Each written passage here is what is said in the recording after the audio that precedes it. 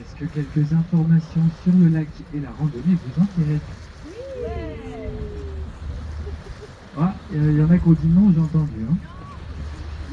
Alors vous allez certainement faire une randonnée par la suite, la randonnée des passerelles. 13 km de long, 400 mètres de dénivelé, et vous allez mettre environ 4 heures suivant votre allure de marche.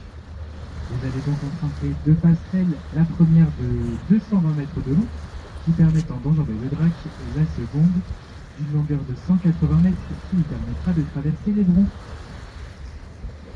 En étant sur ces passerelles, vous serez à peu près à une cinquantaine de mètres au-dessus du niveau du lac. Nous sommes sur le lac de Monténard-Avignonnet, qui est un lac artificiel, apparu après la mise en service du barrage en 1962. Barrage qui se trouve à environ 7 km derrière nous.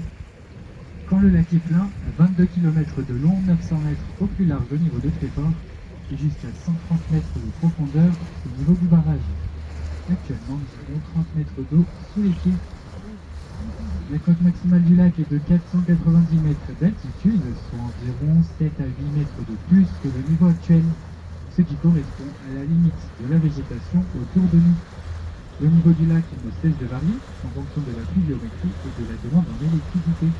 C'est pourquoi son marnage, qui est la différence entre le niveau le plus bas et le plus haut, peut varier sur une quarantaine de mètres.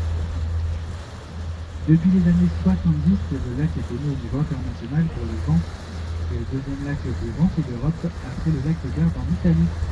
En moyenne, on y compte 300 jours de vent par an, ce qui en fait un paradis pour les amateurs et les professionnels de voile. Et d'ailleurs, le vent dominant aussi, c'est le vent du nord, qui se se renforce la plupart du temps en fin de matinée.